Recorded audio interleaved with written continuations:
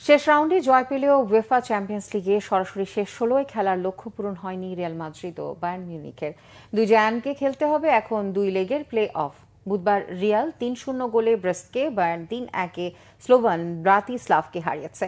নতুন ফরম্যাটের চ্যাম্পিয়ন্স লিগে সরাসরি শেষ ১৬তে খেলতে রিয়াল ও বায়ার্নকে শীর্ষ ৮ দলের মধ্যে থাকতে হতো। সেজন্য ৩৬ দলের প্রথম পর্বে নিজেদের অষ্টম ও শেষ ম্যাচে জয়ের পাশাপাশি অন্য ম্যাচের ফলগুলোও পক্ষে থাকা দরকার ছিল। সেই আশায় বুক বেঁধেই ফরাসি ক্লাব ব্রেস্তের মাঠে খেলতে নামে রেকর্ড ১৫ বারের শিরোপাজয়ী রিয়াল। ব্রেস্তোকে শুরু থেকেই চেপে ধরে ৩-০-তে জয়োৎসব করে ডিফেন্ডিং চ্যাম্পিয়নরা। তাতে ৮ ম্যাচে পয়েন্ট হয় ১৫, যা তাদেরকে টেবিলে পাইয়ে দেয় একাদশ স্থান। শীর্ষ ৮ দল সরাসরি খেলবে শেষ ১৬য়, আর নবম থেকে ২৪তম স্থানে থাকা ১৬ দলকে দুই লেগের প্লে অফ জিতে জায়গা করে নিতে সেখানে। রিয়ালের সঙ্গে বায়ার্নকেও খেলতে হবে প্লে অফ।